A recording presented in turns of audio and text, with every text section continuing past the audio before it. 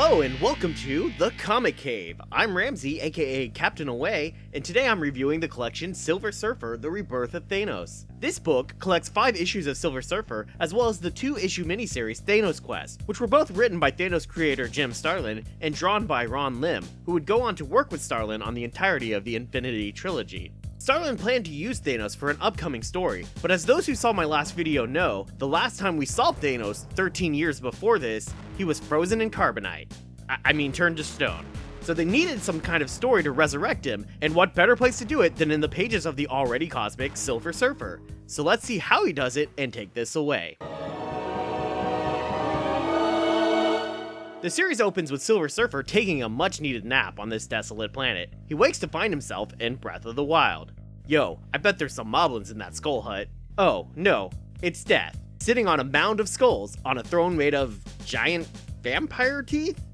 Okay, not gonna lie, that's a pretty cool throne. You do you, Death. You do you. Death's servants don't seem to notice Surfer, so he realizes he's still dreaming.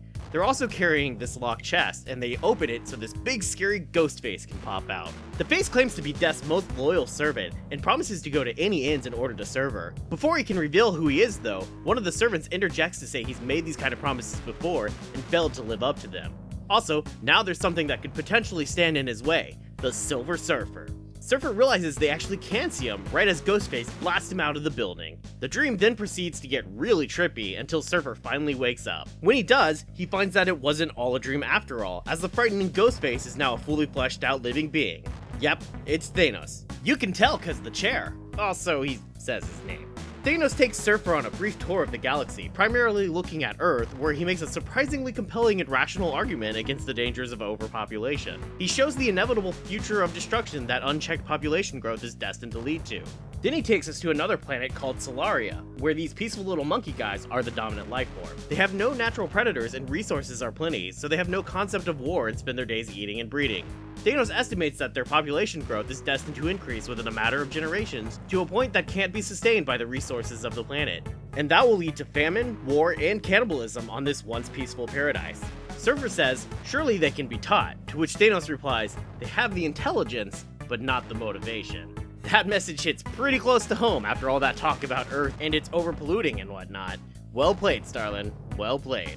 Unfortunately, after all this reasonable talk, we find Thanos' grand solution to be simply killing half the population of the entire universe, which obviously good guys like Silver Surfer aren't really going to accept as an answer.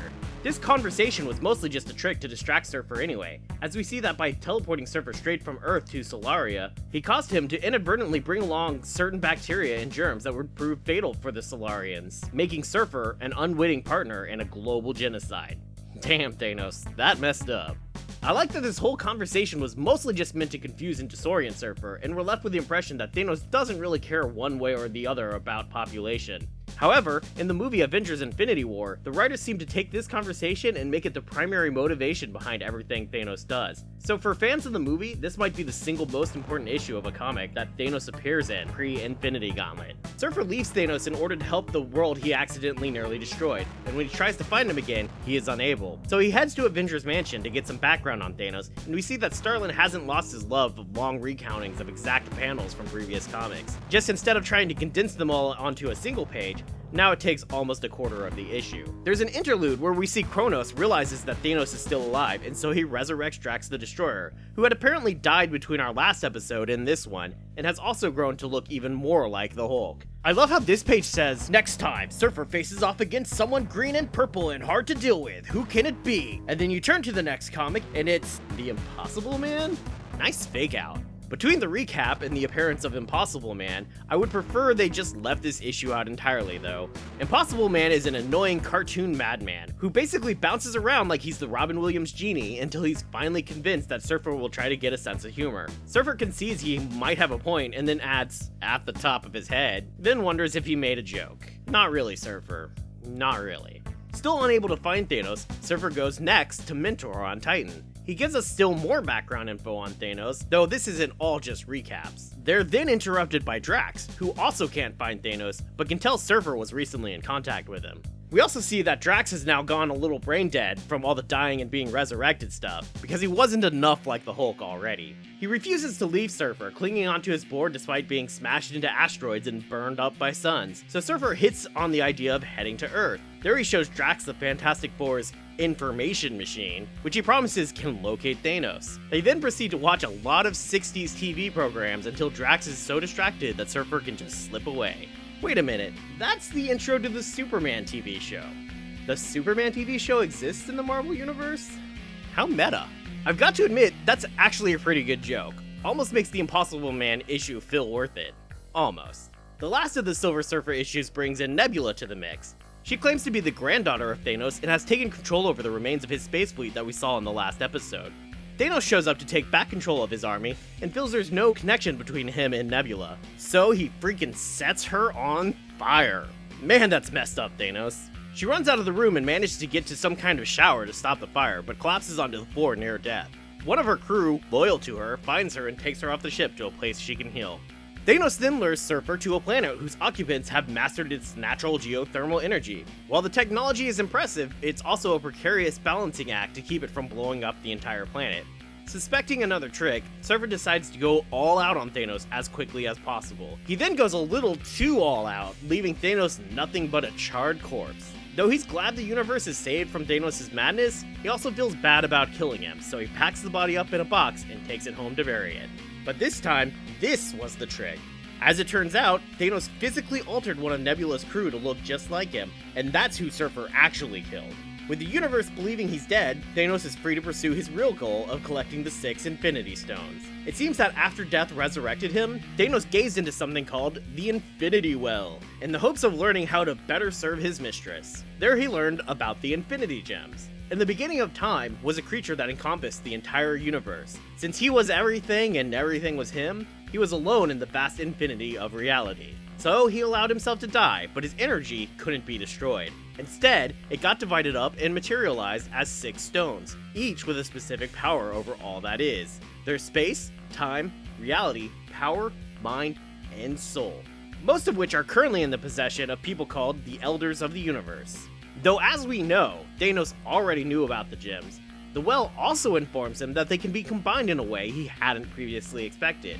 So he sets out to find them, starting with Adam Warlock's Soul Gem, which is now in the possession of the In-Betweener. The In-Betweener is currently being held captive by Chaos and Order in a nexus between all possible realities. Thanos offers to free him if he agrees to let Thanos serve him and protect him from Death's wrath. So they work together to pop the In-Betweener's bubble, and once they do, the In-Betweener reveals he actually has no use for Thanos and moves to kill him. Thanos reveals that he knew the In-Betweener's powers wouldn't work in the Nexus, and they only worked inside the bubble because Chaos and Order had taken pity on him in his confinement.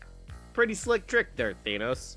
So Thanos takes the Soul Gem and moves on to a world where a man called the Champion is doing battle. The Champion has the Power Gem, and uses it to make himself an invincible warrior in battle. With all that power though, he never bothered to learn how to fight, so Thanos makes a fool of him over and over again with simple dodges and counters. The Champion gets angrier and angrier until he leaps up into the atmosphere and comes down with a punch so hard that he literally blows up the entire planet. Yikes. The Champion can survive in space apparently, but has no traction or means to get anywhere. Thanos offers to transport him and trade for the Power Gem. Champ agrees and Thanos keeps his word, moving on to the next nearest world and dropping him from up above the exosphere. It's a pretty messed up move, but I'm honestly not sure if this is supposed to kill him now that he doesn't have the Power Gem, or if it's going to just blow up this planet like it did the last one. They actually never show us, so I guess pick which outcome you prefer. Next up is the Gardener, who uses his Infinity Gem to keep the most beautiful garden in all of the universe. He attempts to defeat Thanos by wrapping him up in some vines, but Thanos uses his recently obtained Power Gem to modify the Gardener's power so that when he uses it, he accidentally ages himself into a corpse. This is because the Gardener's Gem is actually the Time Gem, which he never knew. So when he grew plants, he was actually just speeding up time just for those plants. When Thanos modified the gem, it caused the Gardener to also adjust time for himself without realizing it.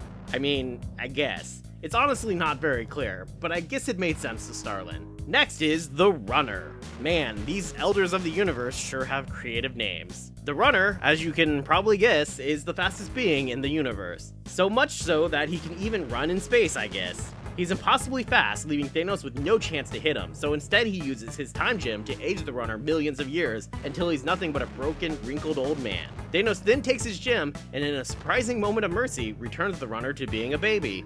He then brings Baby Runner to the Collector. The Collector, as his name suggests, is obsessed with collecting things. The rarer, the better. To that end, he has an entire menagerie of rare species, and Thanos offers Baby Runner to him in exchange for his Infinity Gem. The Collector agrees if Thanos also promises to never kill him, which is probably the wisest thing any of these elders do.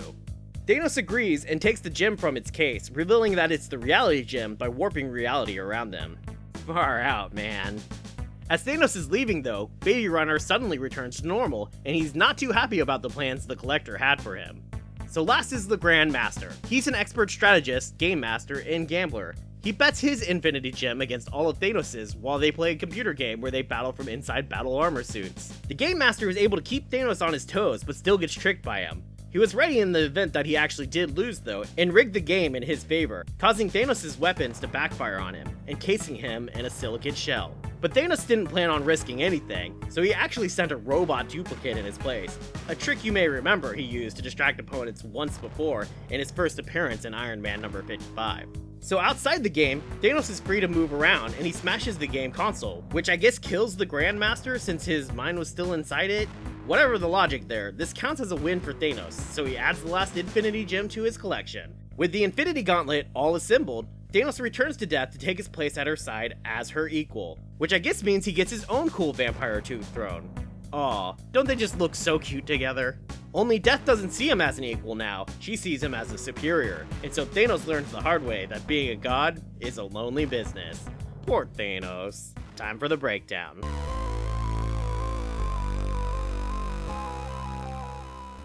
While it can be pretty cheesy, I actually really like Thanos Quest. The art is great, especially Tom Vincent's colors, which make it look almost hand-painted. And getting to see Thanos go around being a manipulative, clever bastard is pretty fun. The Silver Surfer issues that comprise the majority of this collection, though, I can pretty much do without. They're a little boring and mostly pointless, and exist mainly to remind people that Thanos was once a thing and that he did some stuff. And really, they mostly could have covered that by making Thanos Quest a slightly longer series. So I'm going to go ahead and give this collection a recommendation level of medium. Again, it's mostly worth it for Thanos Quest, but even that I wouldn't consider absolutely necessary reading before taking on Infinity Gauntlet.